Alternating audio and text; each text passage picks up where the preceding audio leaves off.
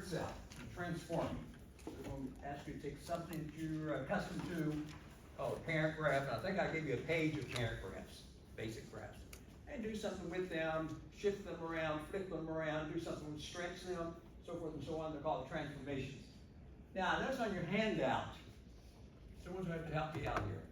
You guys have the handout. Anyone tell me what the first transformation was identified as on that handout? Vertical shift. Okay, hang on just 1 second. Vertical shift. Now I'll come back to that. Number two, what was number two? I mentioned another type of transformation and labeled as number two. Horizontal? Horizontal shift.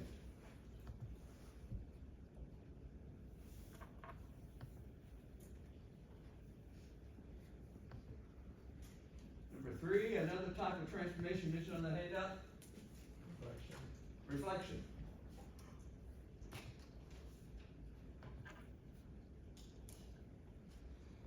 Okay, number four, what else was mentioned? Or was there anything else mentioned? Horizontal stretching and shrinking. There you go. Horizontal stretching, not shifting. We just abbreviate here. Horizontal stretching. And I heard also what else besides stretch? Shrinking. Shrinking. And that's the tough one sometimes to deal with. Was there anything else on that particular handout? I think those are the basics. I hope. Okay.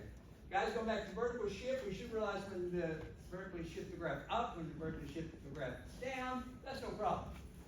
That will be no problem. Someone quickly tell me, if the standard form is f of x plus c, and you have to plus some constant on the end, what must that constant be in order to shift down?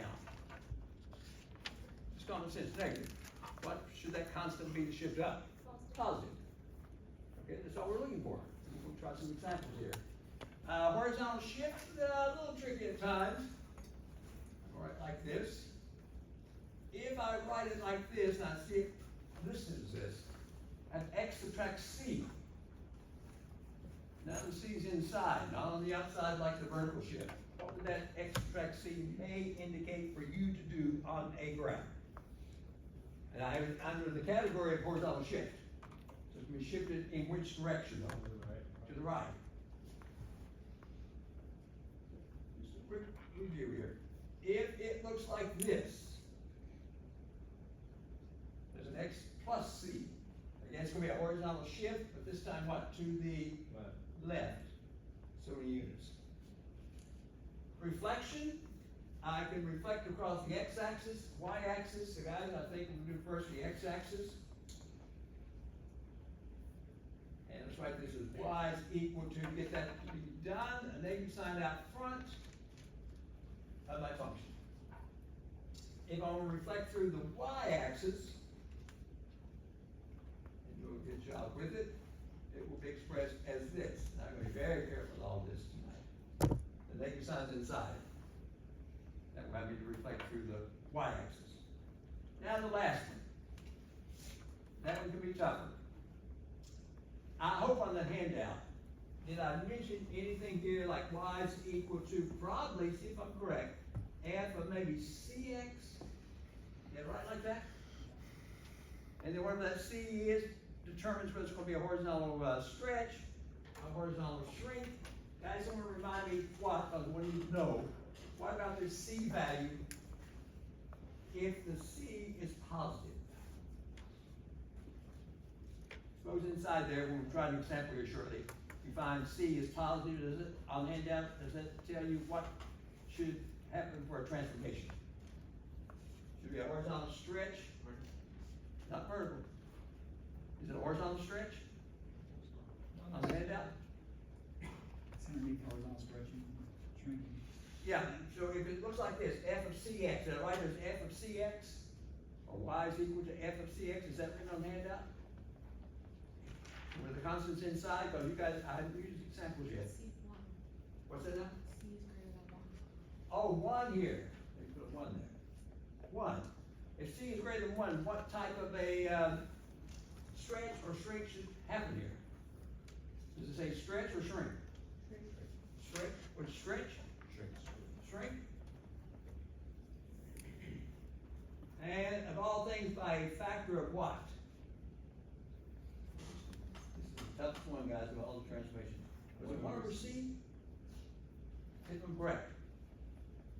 Yes, no? And if it looks like this, if C is probably less than 1, is that the other one? C is less than 1? What does it say is going to happen? You're going to shrink the graph again, or you're going to stretch it? Stretch it. And you're going to do that by a factor of, here we go, guys.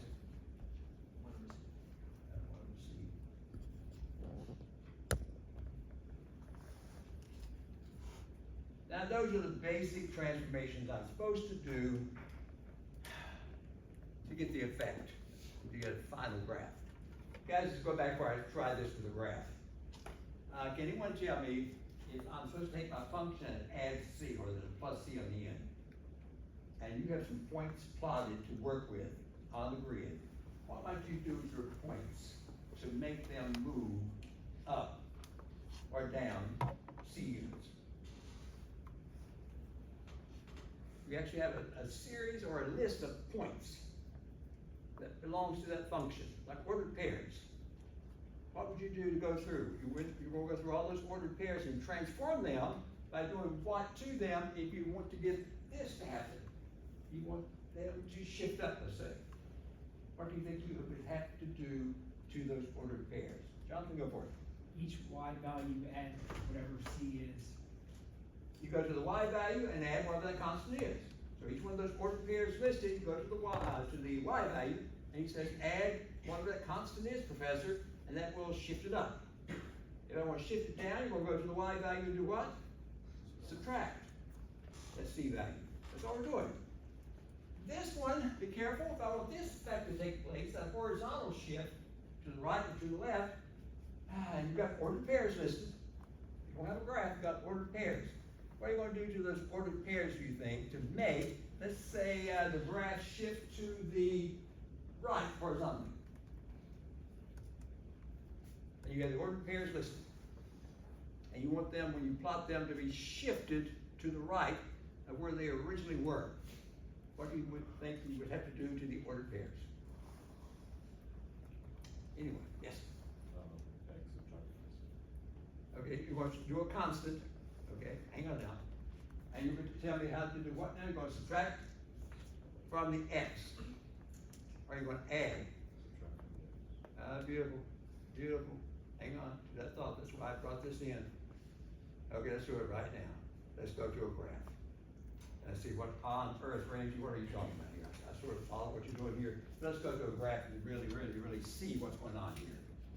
Okay, guys, let's try this.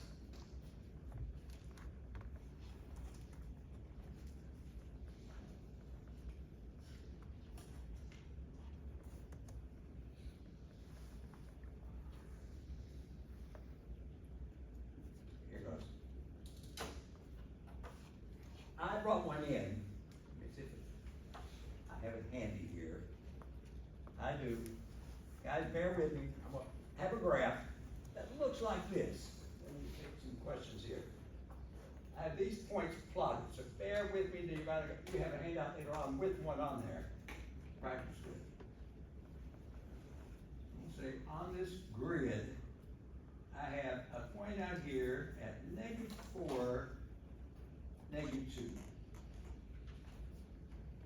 I have another one here at 0, 2. I have another one at out 2, up 2.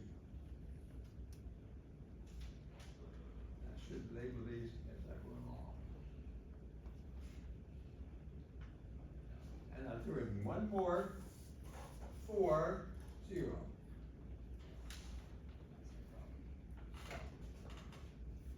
Not too bad. 1, 2, 3, 4 ordered pairs. I'm going to connect them and get a graph that looks something like this.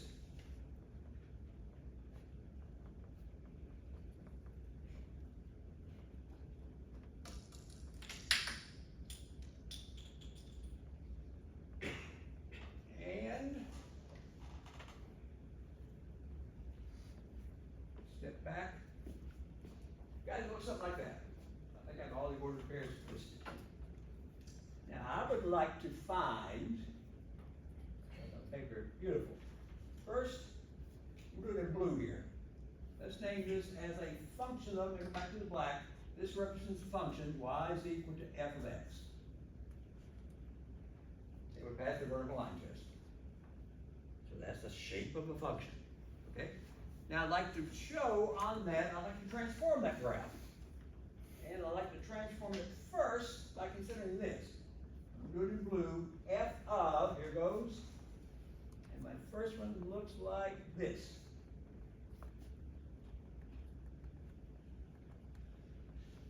A 2 out front times my function.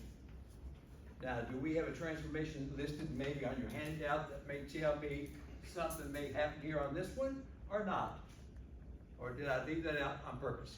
Does anyone think they know what the 2 stuck out front might tell me to do to those ordered pairs to get the effect I want? And first, what's the effect? Guys, I don't think this one's listed on your handout. Please tell me, is it doing this? Is it shifting up? No. That would be a +2 on the end. It's not a vertical shift involved.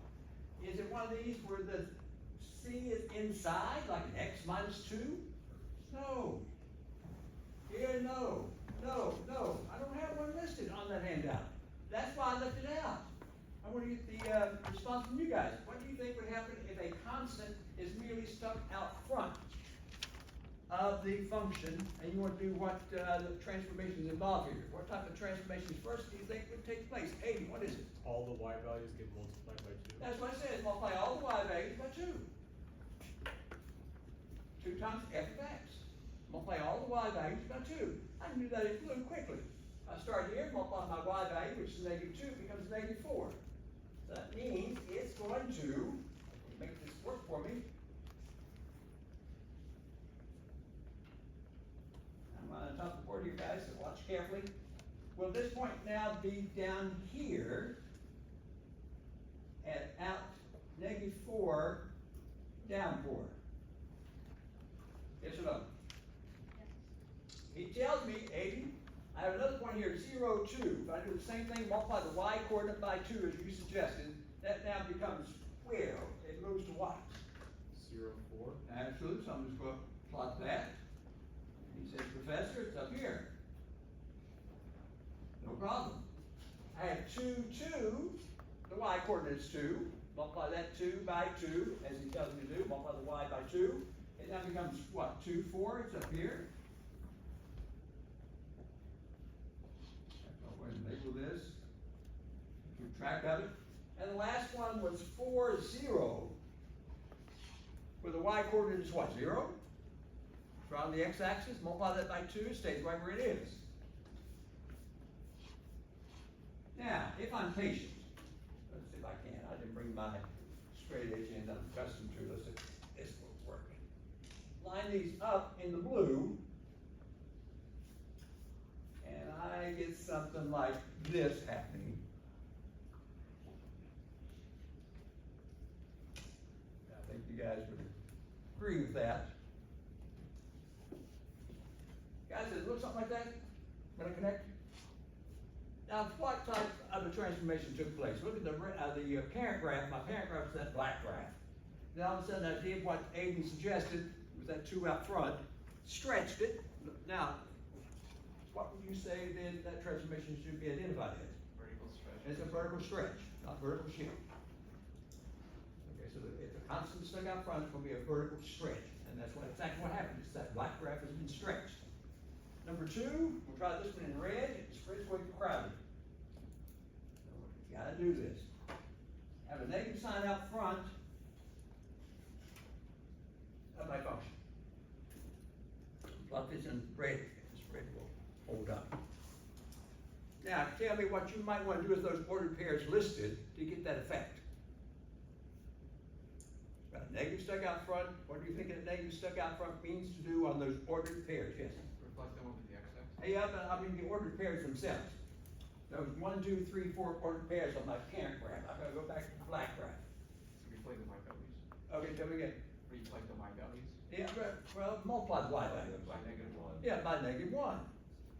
So if I do, my first point was -4, -2 on the parent graph. If I multiply that y coordinate what, by a negative, that becomes what, -4 up to. So I am now, on top of the graph here, -4 up to, am I right here? My next point on the black graph was 0, 2. If I multiply the y coordinate by, I think I heard what, negative? And now it's where? Is it 0, -2, guys? I'm right on top of 4 here. My next point was what? 2, what was that? Out 2, up 2, out 2, up 2. Now it becomes what? Is it out 2, down 2? Is it true? And if I multiply, finally, I guess I'm out to this, where am I? If I use this point, oh, out here. 4, 0, what about it? It's gonna stay right where it is? Does that make sense? Now, did I pick up all my points, or not? Did I pick up all the points up I need, or not? So when I connect them, let me just connect these for you here. Am I gonna get a piece like this, a piece like this, and a piece like this? Yes or no? Is that the original black graph, you think, what, reflected across the what? X-axis. And I got the effect by multiplying all the y's by a negative to get that effect. That's what's going on in these transformations. Okay, I'm gonna do one more here with you. Let's try, see if I have a marker here that may work for me. Okay, let's try number 3 here. And I hope you can see this, let me know. Y is equal to, we'll try this one. Yep. F of, bear with me, last one we'll do on the screen more likely. X subtract 2.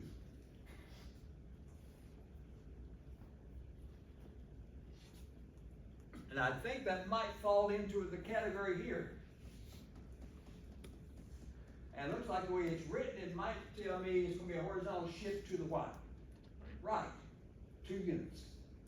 Now we'll go back, guys, to my original black graph. That's my parent graph. Consider that to be my parent graph. So on these 1, 2, 3, 4 ordered pairs back on the black, what should I do to them to get that effect? And that's the one we were just discussing, that's why I brought this in. Yes? Shift right. And we're gonna shift right, but I'm saying, what are you gonna do to each one of those ordered pairs to make sure your black graph, when I finish, has been shifted to the right? What are you gonna do here to this ordered pair, this one, this one, this one? You must do something to those 4 ordered pairs. When I do it, connect them, my graph should be shifted to the right of the black graph. What are you going to do to get that shift? Yes? Y plus 2. So again, Y plus 2. he says add 2. I think I heard before, maybe it's subtract 2. Now, it's okay, subtract 2 or an add 2 to get that thing to shift to the right. Yeah, it looks like, some students will like to see that subtraction sign there, they'll say, oh, Professor, it's subtract something, subtract 2. Is it really just the opposite of this one? To make a shift to the right. I've got to be very, very, very careful with that one. Guys, let's do that, this will shift my black graph to the right. Let's start here. I got -4 and -2. I'm adding 2 to the x. Is that true? Is that what it said? I just heard someone say just add 2 to the x. If I do, that becomes negative what? -2, -2. Replotted. Now -2 down to, guys, looks like because my graph is getting crowded here. Is it in here somewhere? Yes or no? Just quickly, I just plotted it in there somewhere. My next point on my parent graph was 0, 2. The student told me it says add 2 to the x. Well, the x is 0. So if I add 2 to it, where am I now? 2, 2. So out 2, up 2. And guys, looks like that's going to take me right to there where I was on the other graph. Is that true, guys? So far, so good? My other point now is 2, 2. It's on the black graph. That's got to be shifted also. So if I shift it over 2, it's down where? Is it 4, 2? Is it here? Help me out. me on that black graph was 4, 0, I think. Got shifted over 2 to the right by adding 2. Now where am I? 6, 2. Let's see if this marker will hold up for me here, guys.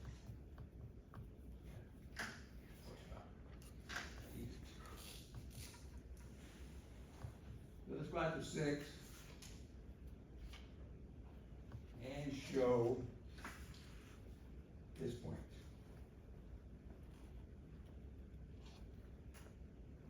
Again, I got those by adding 2 to the x coordinate of my parent graph. Guys, if I connect, please tell me, I'm just free-handed here. It's like one piece is gonna look like that. Another piece is gonna look like that. Another piece is gonna look like that. The grid's getting crowded.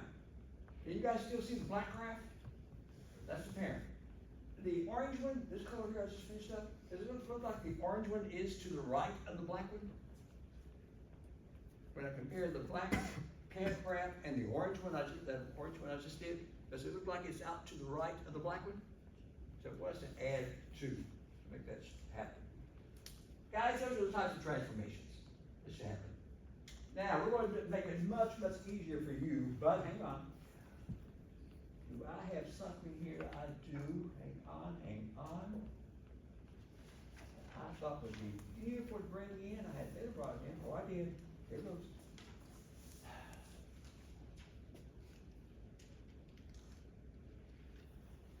I'm going to give you a point. Everybody help me. This one's finished. I'm going to give you this. This is a point on a graph. I will not graph it.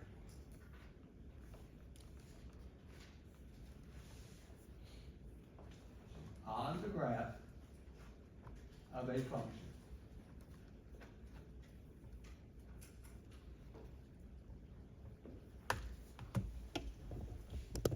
Guys, this is cute. Okay, no graph this time. Don't worry about this. That point is on that graph, that point is on the graph of f of x. Now, number 1, or find, number 1, this. What point is on the graph of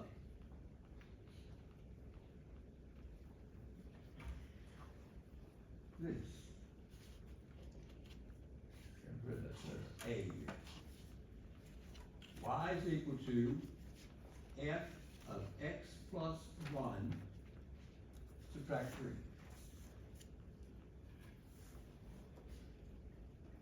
Now this is where it really gets cute. No graph. So I gave you a point that's on a graph and the graph's missing. But they gave you a point at least on there. They're saying if you go through all the transformations, where will this point land? After all, in fact, there's only 2 transformations here on this one. After these 2 transformations are done, where will this point land? And I need not see the graph. Now, I'm going to set it up for you and get some input. Here's the original point. I'm going to do it like this, guys. I'm going to first do the horizontal shift to the left. X plus 1 means what? A horizontal shift to the left, what? 1 space? Anyone tell me what would I do to that point to make that happen? And there's no graph here. What should I do to this point here to make it shift to the left? Subtract 1. Subtract 1 from which coordinate? The x. Now the 2, negative, so right now negative 3. So you now tell me it becomes a negative 4. And the y stays the same. That's done. Now it says don't stop there. Now vertically shift it down 3. What does that state do to that point there to make it vertically shift down 3? Subtract from the y. So the y is 5 right now, subtract 3. And I guess you're going to end up with what, 2? And there's my final destination after you go through those transformations. No graph required. Just follow the point here. Next one looks like this. Let's get this done here today. Next point is, yes, find where this point will land if I do this to it. Negative 3 f of x subtract 4 plus 3. I have just one more to do. Okay, so guys, I'm gonna start you out on the side here. Again, same point. And we'll go through the transformations.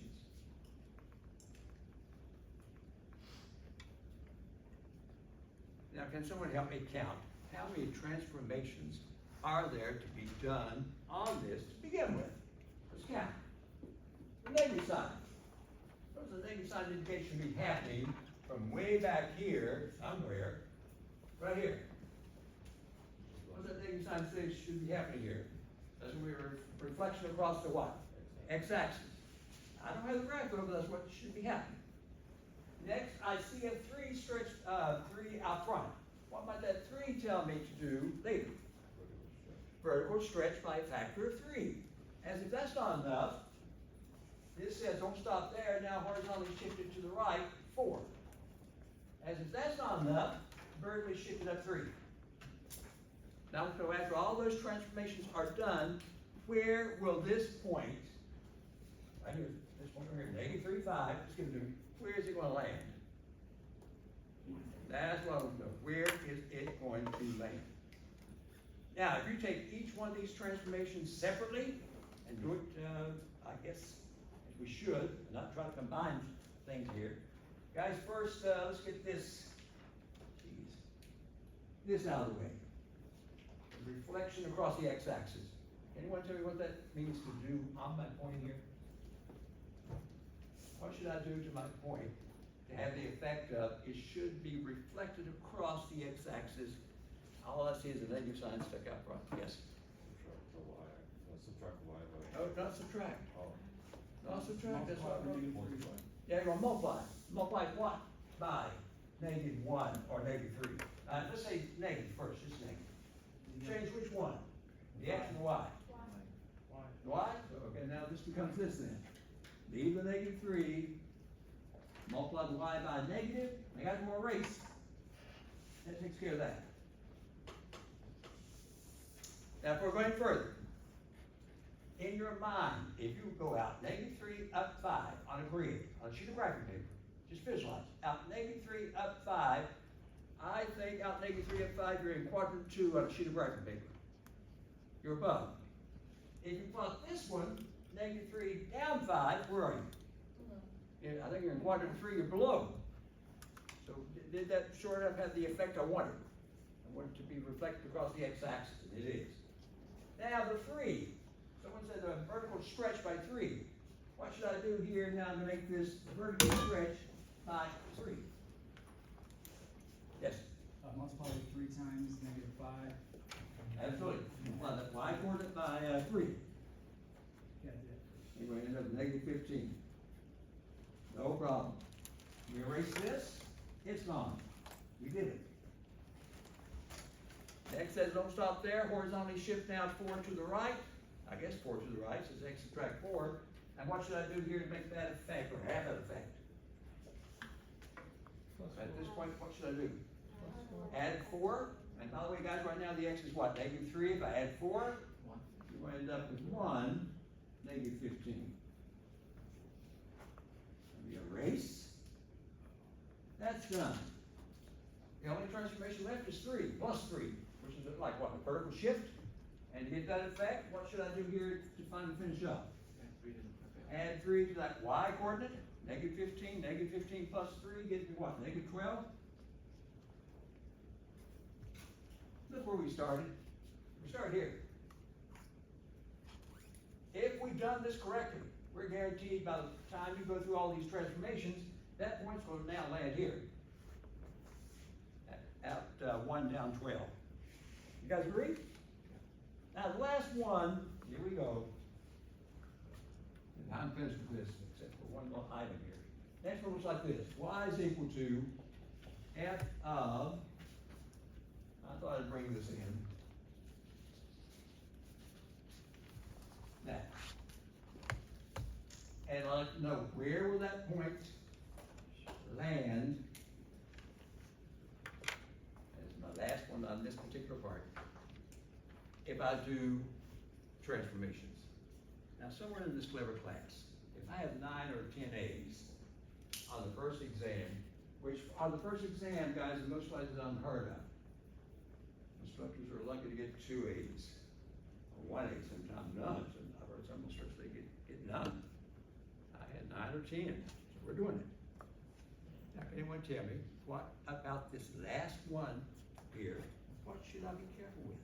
What should I do? I want to see some hands going up. Hey, I think you should factor out the 3 from the whole thing. I think you're right. Horizontal. Hang on now. Hey, now you tell me inside here. Yeah. Take out 3. This is cute. This is cute. Now, I've done that. He suggested that.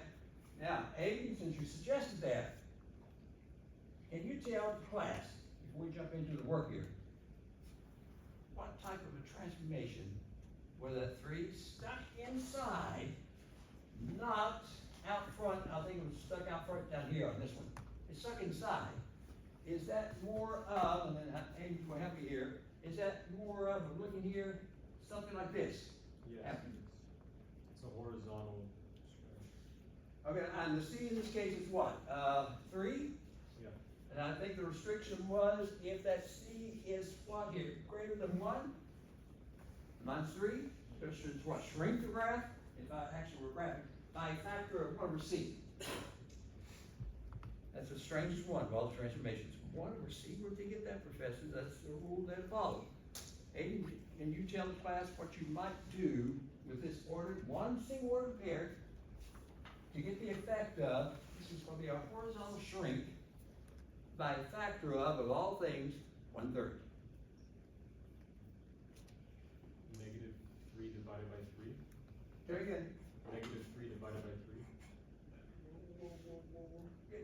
Getting close. I got -3, 5. What are you going to do to either -3, the x-coordinate, or 5, the y-coordinate, to get that effect, which should be, I guess, shrink? It's supposed to be a factor of 1 over c, and c in my case is 3, so I need a 1/3 in my case. So which of those 2 coordinates should I deal with 1/3, you think, to get a horizontal something going on? The x or the y? You think I'll get the x? If I go to the x coordinate right now, guys, and multiply it by what factor? 1/3. This will change that into what then? Guys, what is 1/3 of -3? Then -1, -5. I just took 1/3 of it, the x coordinate. And then don't stop there, to finish it up, the way he has presented this to me. He says, Professor, you still have x plus 3 to worry about, which I think is what a horizontal shift to the left. What might you do in the red there to finish that up, to see that horizontal shift to the left? Subtract 9 from the y. Do we get, Subtract 9 from the y. a 9, where do you see a 9? Against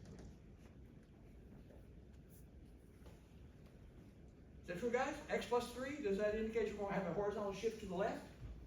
3? It does, doesn't it? Now, what should you do to finally finish this up? What should you do to the x coordinate or the y coordinate in the red? Are you going to do it to the x coordinate? And by the way, to get a horizontal shift to the left, are you going to subtract 3? Are you going to do it from the x coordinate or the y coordinate? X coordinate. So I got -1 right now. If I subtract 3, does that become what? -4? And leave the 5. Wow. Let me see if I had all those written down. Yes. Does that make sense? No graph. I had no graph there. I said pay attention to my transformations.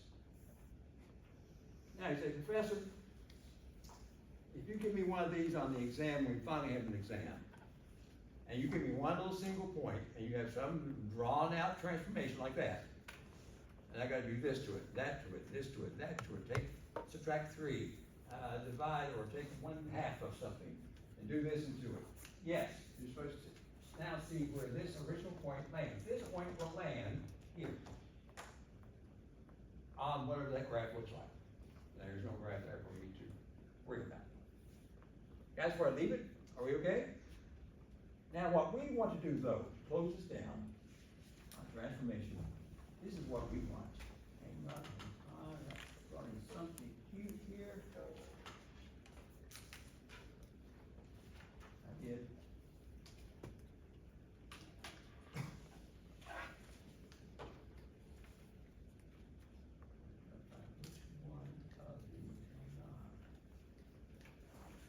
Here we go. Sketch. Letter D. Now I'm closing this down.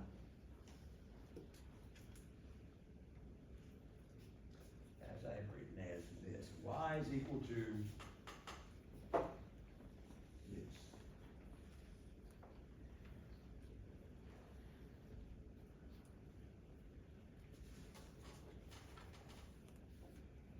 And I should say sketch using transformations. You guys may want to write that in, using transformations to get the sketch. No point listed here, like on the last set. So what do I need? First, I need a parent graph.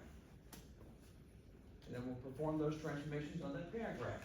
Now, by the way, I noticed this one says the square root, and I hope we all recall what a square root graph looks like. That's one of the principal parent graphs.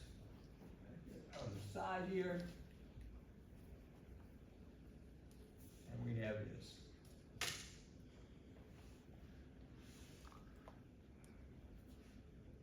Guys, I'm gonna place my parent graph in blue.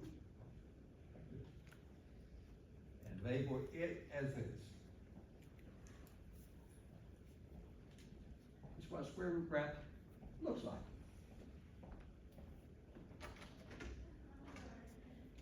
Now, can someone tell me what does this mean to do here? We're not gonna make it too involved. The negative sign stuck out front says what should be happening. Where on earth was it? Oh, right here. So what type of a transformation is taking place at the very beginning? It's gonna be a reflection across the what? X-axis.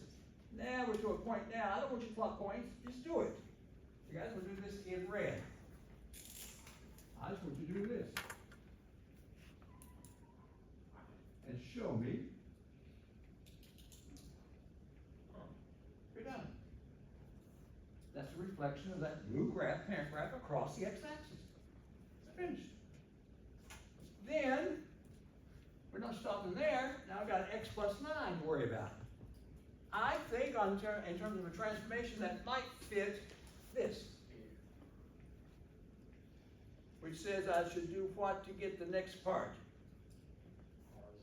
Horizontal shift to the what? Left is the left here? What, 9 units? Okay, so let's mark 9 here. Hang on, guys. Stretch this out somewhat.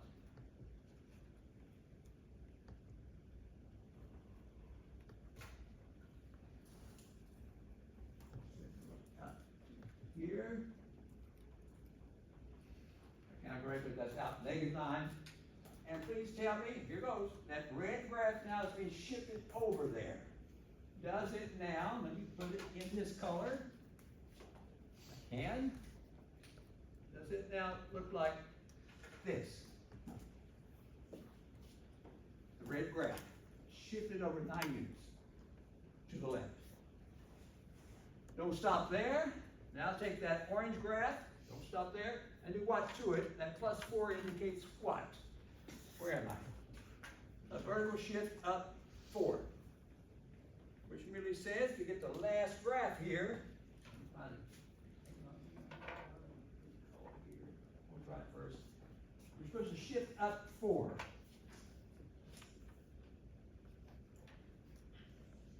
Here. And you say, Professor, you're supposed to shift what up 4? This. This was the last graph, I think, wasn't it? And I'm supposed to shift it up what? Vertically shift it up 4. If I do, please tell me, will the last graph look something like this? Shift it up 4, I guess I'm right there. And will it take a shape something like that? Yeah. Is that true? And that's my last graph. That's seeking. We did through transformations. Now, I do see the endpoint up here. I think the endpoint is -9 up 4. Now, what am I gonna do here to close this down? Beautiful.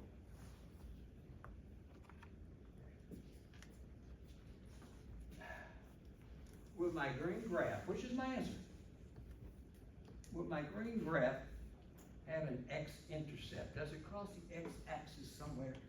Yeah. And if it stretches further, does it cross the y-axis? So I always ask my class to finish up, refine it, find those intercepts for me. So guys, I know I did mine quickly, 1, 2, 3, 4, 5, 6, 7, it looks like I had mine -7, you can't count, you gotta actually find them. And it looks like it is headed toward the y-axis of green, so it's going to intersect the y-axis. So I need to find precisely where are these intercepts. And I'll come back, refine that green graph, and leave it. Can anyone tell me, how can I find precisely, and not just guess, where is that x-intercept going to be located? Yes, sir? You're gonna replace the y or the x values with 0. Replace the y by 0. So to find an x-intercept, you always substitute y with 0. Here we go. Who has this?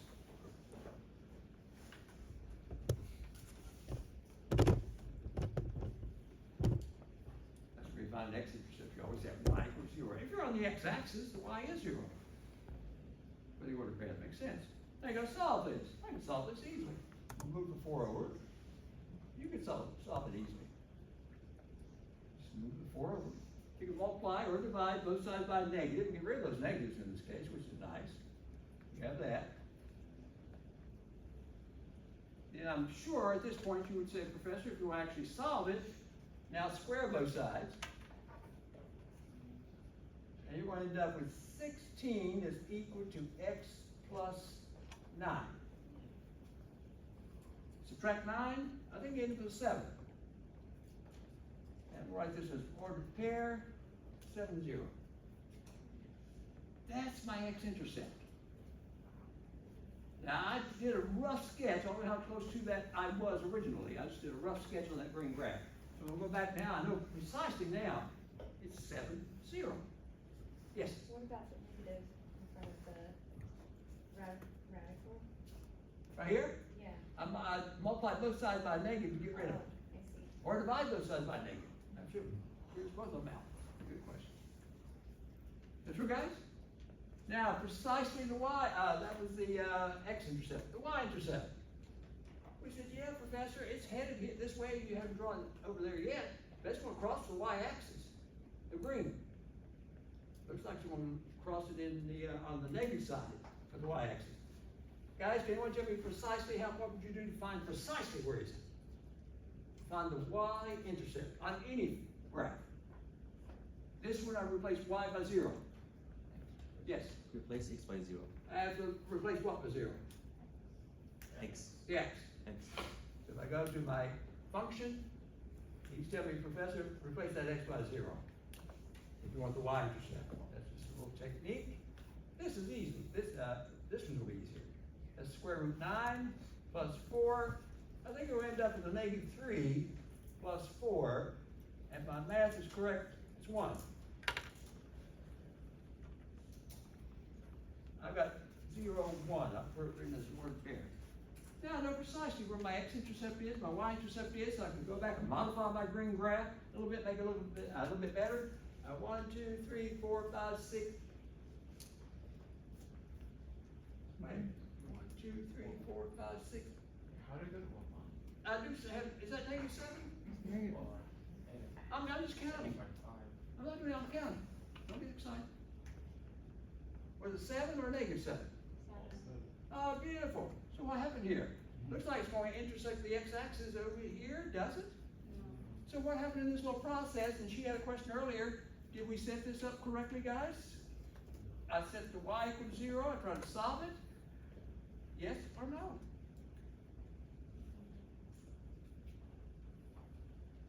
Or did Ramsey set you up to make you think a little bit? Vert- that steep. Looks like, please tell me, that was the parent graph looks like this, or square root. Then we did this to it, we reflected it across the x-axis, it looks like that. And then I think we're supposed to what, vertically shift it up what? 4. Is it true? What do we do? What did I do here? It set you up. I set you up. You're just sitting there and I see your head nodding. Oh yeah, Professor, anything you say, Professor? I set you up. And I was not gonna tell you until now, you know. If I finish this up, I had an x-intercept, if there's no mistake, what, 7, 0? 7 zeros over here. My green graph is intersected over here. So there's something wrong. Caught you. Now, can anyone tell you where the caught was? Did we do all the transformations correctly or not? You can put the, point back. Okay, you make it, go back, okay. Jonathan says, wait, Professor, that green graph, go back, -9 up 4, you said, right there, which I think we had earlier. True? Now, here's the reason I asked you for the x and y intercepts. If you say, oh, Professor, I'll just go quickly, like you did, and my graph, which I did quickly, looked like that. Is that true? Then when we slow down and actually find where should it cross the x-axis, we missed it. Let me go ahead and put those x and y intercepts in there. I hope they're correct. Guys, we think the x-intercept is what, 7, 0? So that means it's over here on the other side. Set you up here.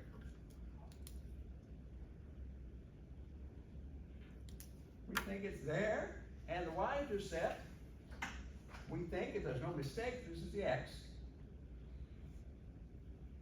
We think it's 1 for the y-intercept. Let me make this a little larger. Is that true? X-intercept, y-intercept, endpoint. Do we now have those? Now, when I connect, I'll have papers turned in, all of a sudden the student gets their paper back, oh, Professor got a 0 on the quiz? Well, you had the wrong graph. I did what you said to do, I went this right here, and I went, like that. You know, you have to find the x and y intercept, so when you do that, more precisely, and guys, this thing is very steep, it's gonna have a curve, something like this. It's gonna come down and pick up that. That's the y-intercept at 1. It's gonna come on down, travel over here of all things. As it travels over, it's gonna pick this up. Now what's it gonna do? Is it gonna cross over? Yeah, it's supposed to cross over the x-axis, and where it goes from there, it goes, it's underneath there, guys, now. And start here, and continues forever, and it should be underneath there. It's crossed over. Wow. Do we agree with the graph now? Why, of course.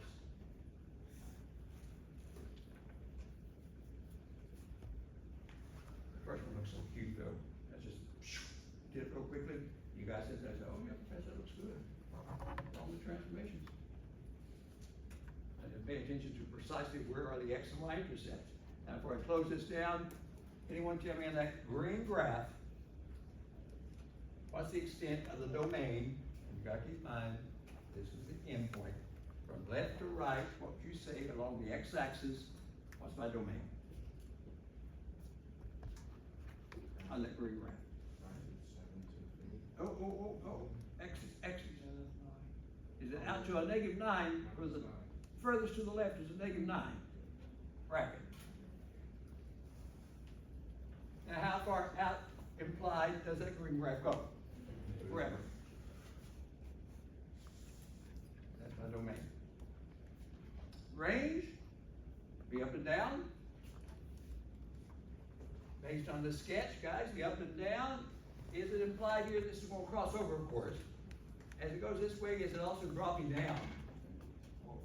So from here to here, you would describe the range as Negative infinity up to where was this endpoint again? 4. So negative 9 up 4. So negative infinity up to 4. Right. What's that? Oh, you mean the interval? Why did I put negative infinity first? Right. Yeah, because this thing is going to, where was that range? It's going to drop down, it's down here, and goes up. Up to 4. So the negative infinity says it is below, out here, it's below. So it's dropping down forever. And it's going to go up to 4. Not a big question, I see. If you were to put, bracket 4, comma, negative infinity. would No, that no, be no, no, zero? no, oh, good question, Jonathan, no, you put the infinity first. That's negative? Negative. So it's negative infinity up to 4. Don't write backwards. Negative infinity comes first. It goes up to 4, least to most. Good question though. Guys, that help? I had to do that before I leave chapter 1. Now I'm watching my time here. Does that make sense though, the way we approach this? Took a little bit more time than what I thought, but I think it's quite honest. How to do transformations. Guys, any questions? I think I've done enough on that. Okay? I'm gonna erase this, guys. Now, I think we're closing down chapter 1 now. Now, I'm anxious to get in chapter 2. But, before I do it, if I did do it, well, I did, on that same handout, flip it over, guys. Is this the one that has the word problem? Did I also tell you which page number in your textbook and which particular problem I just brought out of your textbook to look at? That's the way they close out chapter 1.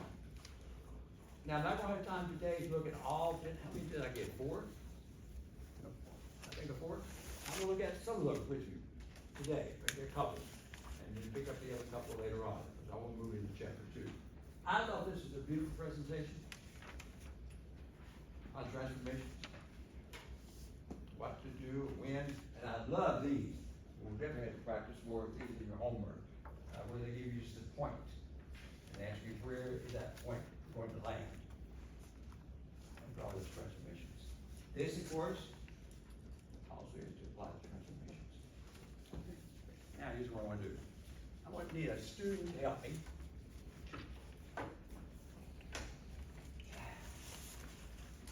I'm thinking. Would someone read number 3 first? I may not, if I recall what number 3 says, I may hold off on that. But let me have a student first start reading. Let's see if this is the one I'm thinking about. Go for it. So an open box with a square base is required to have a volume of 10 cubic feet. Express the amount of material used to make such a box as a function of the length x of the side of the square base. So that's number 3. Go back to number 1. An open box with a square with, an open box with a square base is to be made from a square piece of cardboard, 24 inches on a side, by cutting out a square from each corner and turning it up the sides. Those 2 are about boxes. Would you read number 2? Water is poured into a container in the shape of a right circular cone with a radius 4 feet and height 16 feet. Express the volume of water in the cone as a function of the height h of the water. Number 2 is the toughest one. I know there's another one, number 4 down there. That number 4 is gonna be easy when we finally get to it. So I want to take a look at the 2 box problems with you, okay? And the time I have left in chapter 1 will be finished for the most part. Bill, do me a favor. You read those, I'm gonna ask you to read again. I'm gonna stop you at various places. Hang on here. We're gonna do these 2 box problems. Can you imagine the next exam? Okay, hang on.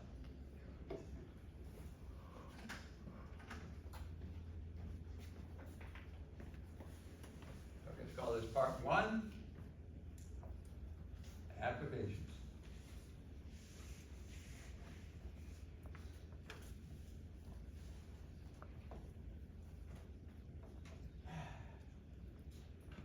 We're going to may have some students in class who come out, or will probably become engineers. They need some applications of this math, or some other field where you need the applications.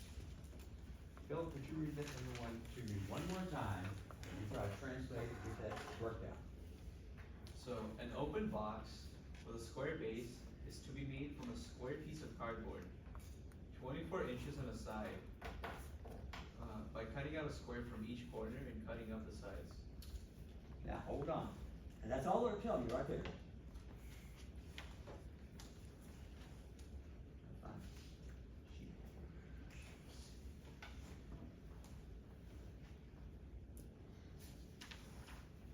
Got confused. This. He says a square piece of cardboard. Well, it's not square, I'll visualize what's going on. We're gonna take this. Yes. He says, Professor, they want you to go to each corner and cut out, I think from what I heard you read, a little square. From each corner.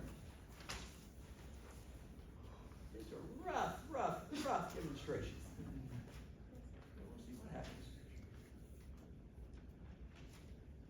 Every corner. By the way, these little squares I'm tearing out should be the same size.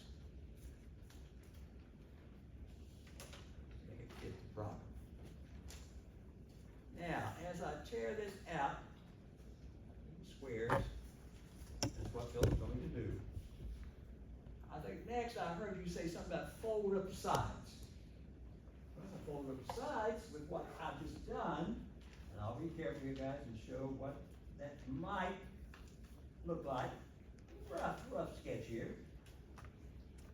I'll give you a visual here of what we're asking you to do. Now, please tell me, is it possible to form a box?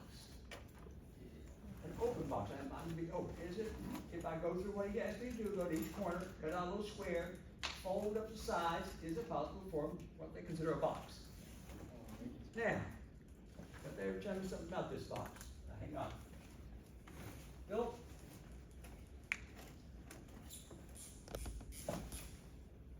Remind me, that square piece of cardboard, I think it was, had dimensions of something.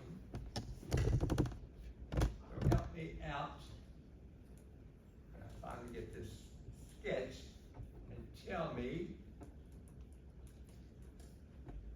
what size cardboard was I looking at? So it's to be made from a square piece of cardboard that's 24 inches on the side. Hang on, it's 24 by 24. And of course, the units, inches.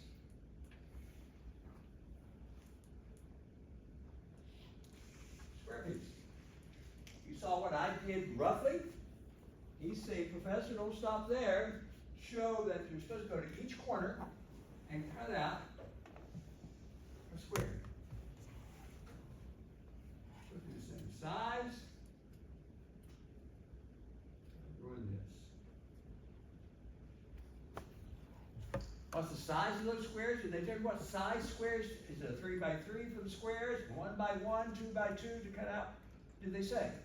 Just cutting out a square. Yeah, a square. I don't know. So we'll call the sides of these little squares x by x. I have no idea what size am I cutting out. They're saying after you do that, and I gave you the visual there, after you do it, you're supposed to be able to form a box. Did they describe the box for me, Bill? It just says, so by cutting the square from each corner and turning up the sides. And then it says express the volume of the box as a function of the length x of the side of the square cut out from each corner. Okay, so I should be able to form a box like I did on my visual there, my demonstration. You're saying I'm supposed to do this. Make some part of a box here and we'll get this problem done.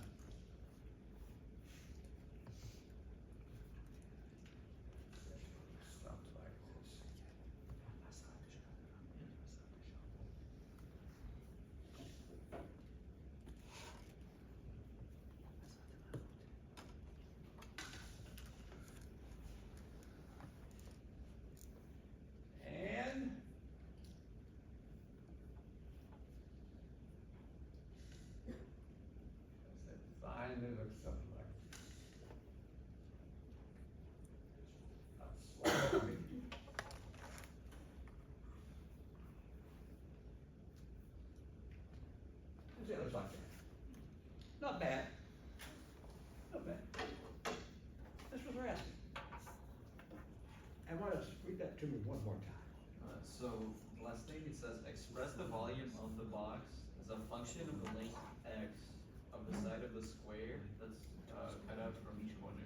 So they want to know the volume of this box. How much water would it hold if I poured water into it? Volume. Guys, does anyone in this class recognize what, how to find the volume, cubic units, a box would hold? I think it's like a standard formula. Yes? I think it was, I don't know, if it was side multiplied by side, no? No, severe, you're thinking about something else. Yes?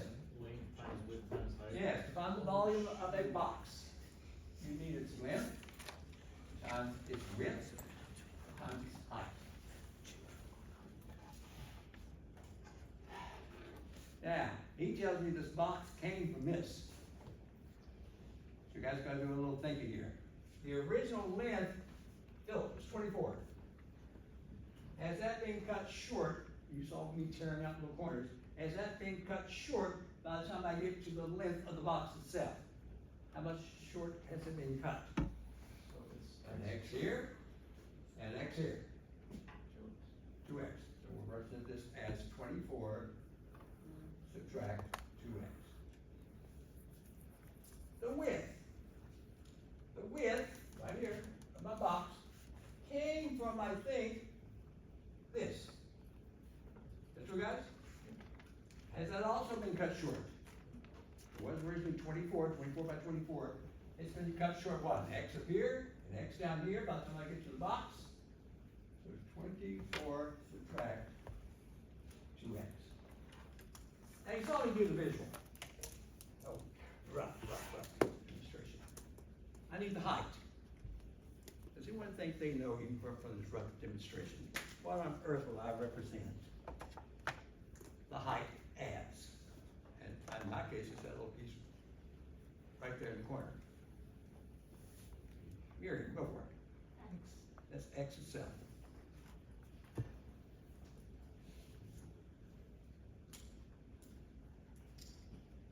And I fold the corners up, guys, this little corner this right here, as I flip it up, as I did my demonstration, that's gonna act as that height.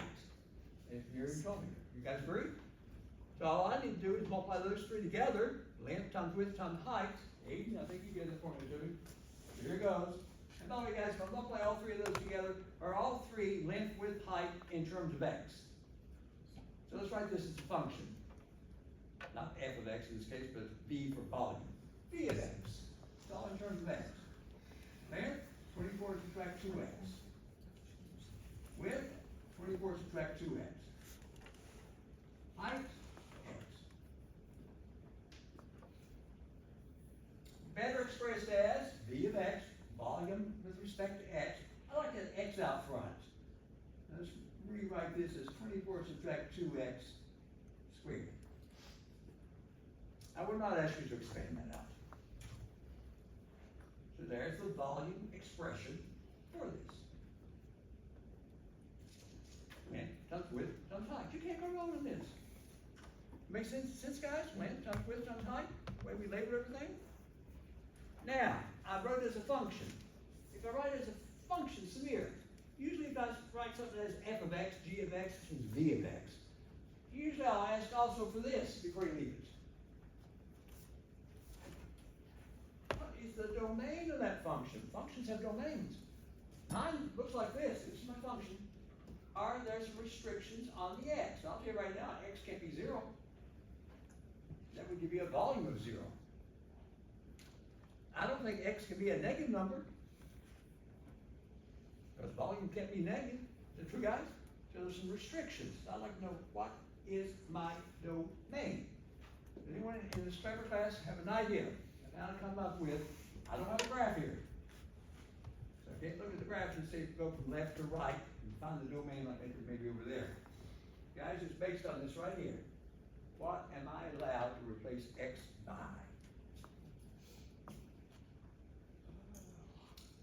And be whatever. It has a domain. Is it all real numbers? No. 0 to 12. 0 and 12? Like them again. Or someone say something. Samir? Well, I need, let's put an interval notation. You see a 12 in there somewhere, so do I.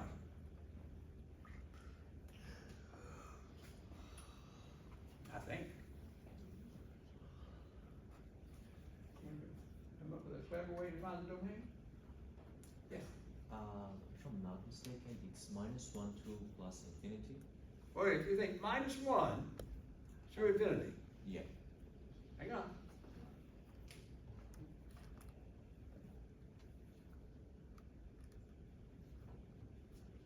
Open. It should be open. Open -1. Oh, open, you want the negative yes. one open, No, open. Open -1. right here. Want this like that? Yes. Guys, can I replace x by a negative number to begin with? To get volume, volume is always positive, it's a positive number. I can use negative numbers. Don't help me out. I don't want volume to be 0. Hear him.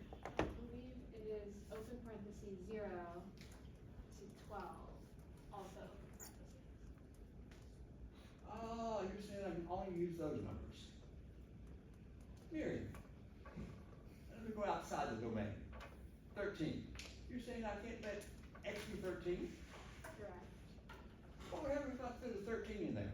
You'd have a negative length. Okay, if I go back here, guys, you look back at the box, the original box here. Just wait, Professor.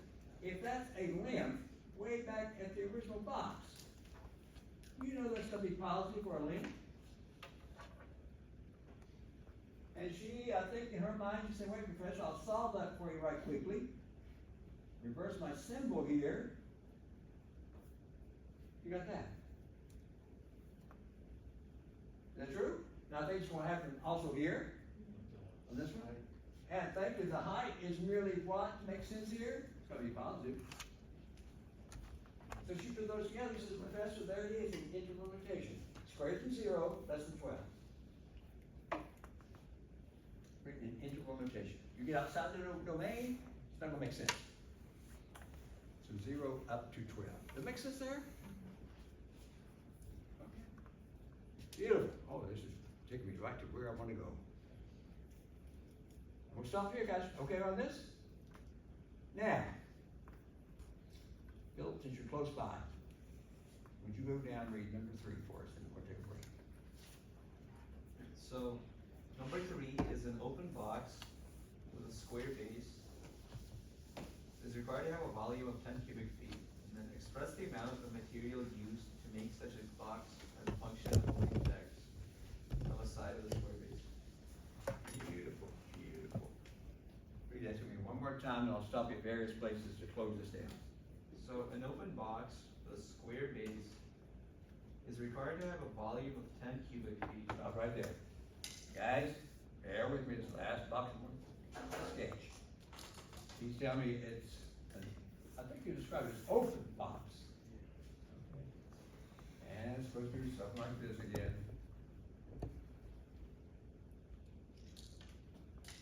Quick sketch here.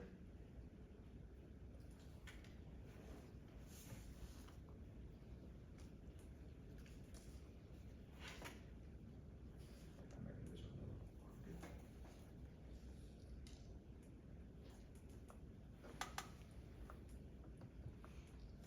Okay.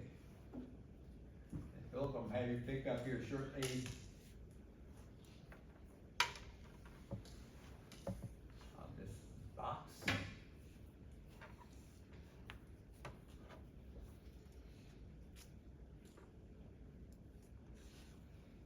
want to take a break here. Chapter 1 right now will be finished. Okay, guys, we'll use that. Now read that to me one more time.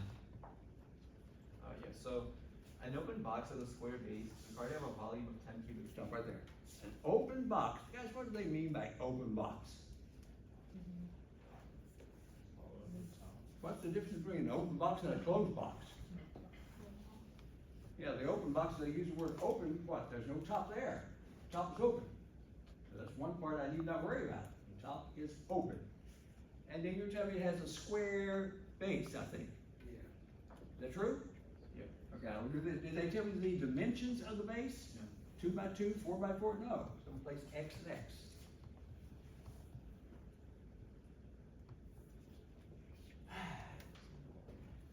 Did they tell me the height of the box? No. Can I call the height also X? No. You can say it's X squared. No, because what would happen if I let the height be also X, I'd have what? Dimensions to be X by X by X. That would turn that into a cube. They didn't mention the word cube, did they? No. So the height is something, but he's saying, Professor, they didn't tell me what it was. Use H, height. Now you're saying the volume of this box, and guys, I think we did something with volume over here. Is it length times width times height? Okay. So the volume was, Philip, tell me, was it 10? Yep. Cubic something.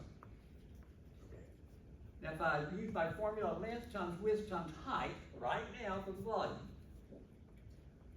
Length times width times height. Volume formula, would I end up with this? Is that the expression for the volume at this time? X times H. And that's equal to 10. And you would get partial credit. Phil, what did they ask you to find?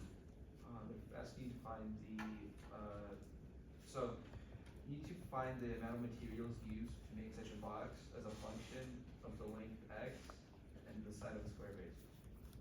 Oh, so they gave you the volume. Over here, they asked you to find the volume. On this one says, no, I'll give the volume to you, it's 10.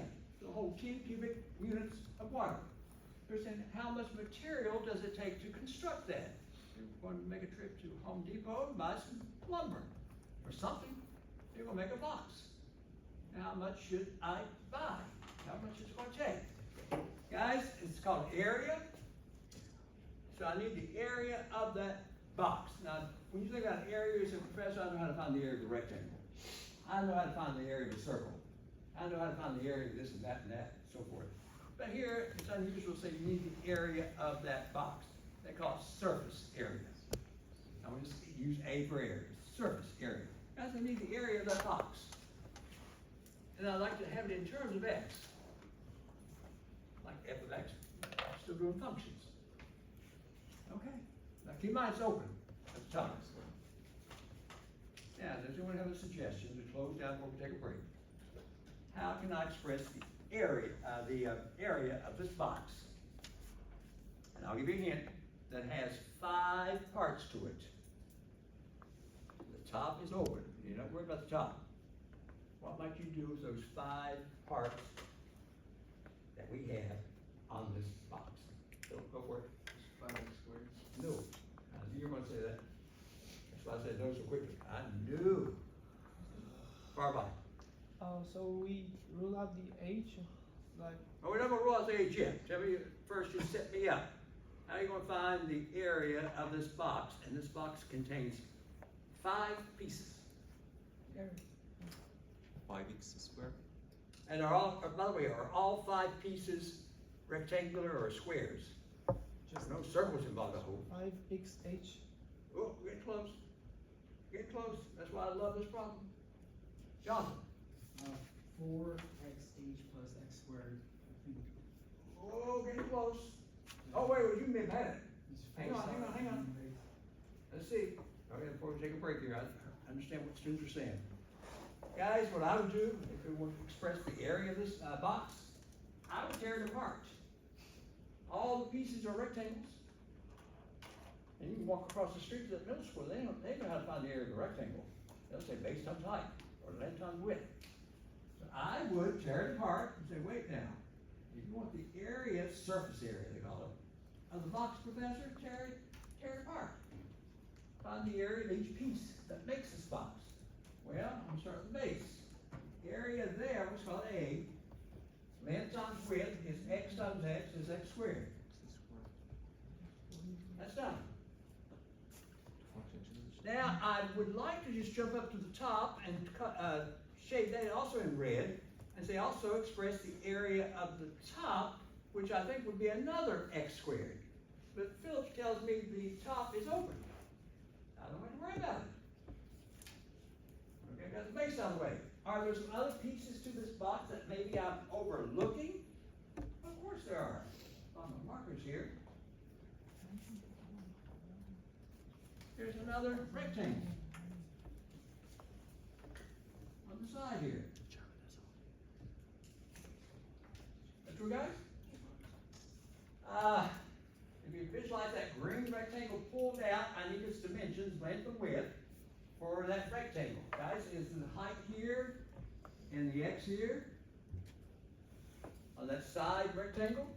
So if I multiply these two together, this length times width, I hope, is that xh? Okay, so that's in the greens, xh. Now, I'm gonna travel directly across and shade in green this one.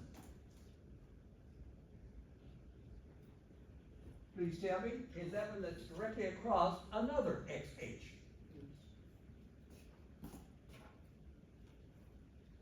Now there's three of the, I said five, I guess.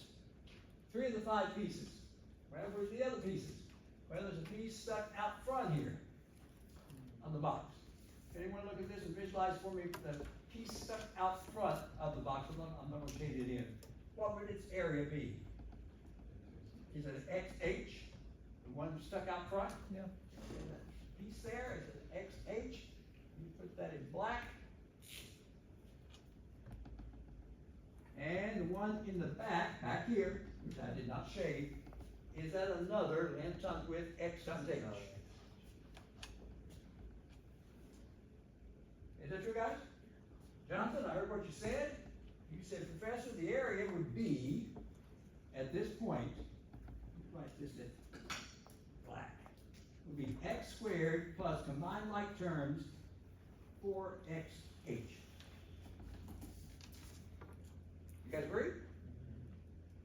Whew. Who was reading for me? Well, since you don't, go down to the end so we can take a break here shortly. Go down to the end and see what were they asking me to be. Be specific. So the one you just expressed the amount of materials used to make such a base is a function from the length x. Oh, wait. Function of x. So they're saying your final answer must be function of x. F of x. G of x. In my case, A of x.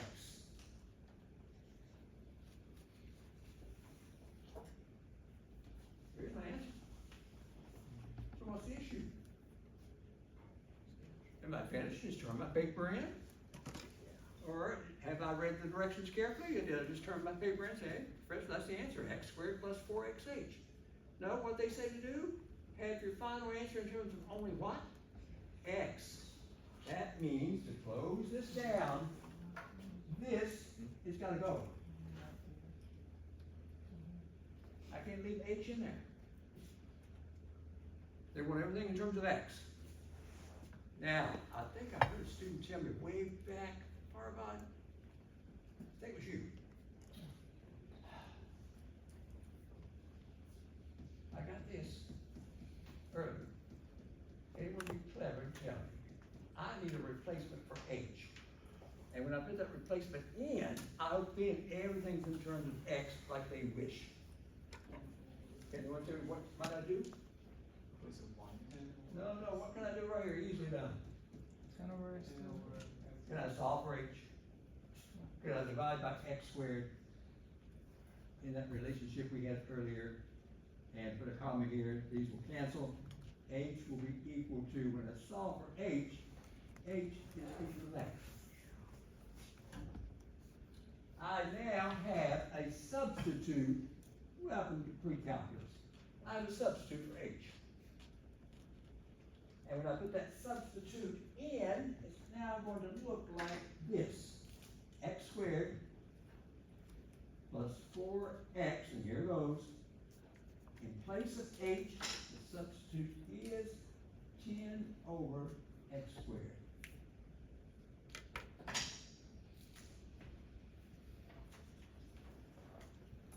please tell me at this point, is everything in terms of X now? I'm gonna write my final response, guys, like this.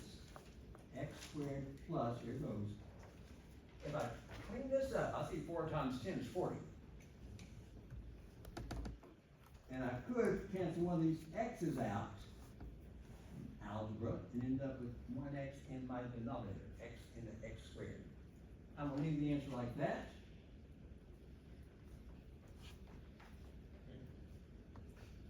As a, expression for the, area of the box. Did they ask me to do anything else with it?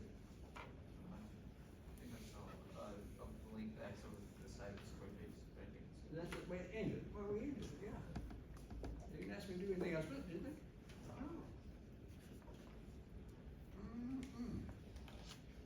So you guys would make me think about engineering? Something might involve, and all of a sudden your boss gives you a problem to work on. You know how those bosses are. I have some friends who are engineers. They just go to their offices and they're getting what they want, and you've gotta construct this and construct that and go crazy, and all of a sudden you've got this box the wrong size, you lose your job. You lose your job. Or the bridge collapses. You really would lose your job. Okay? So guys, any concerns about these first two here on the handout? Now, after the break, we'll instruct you on two. Which I think will be a breeze for us. So you guys, 15 minutes, 5, 10, 15, just so we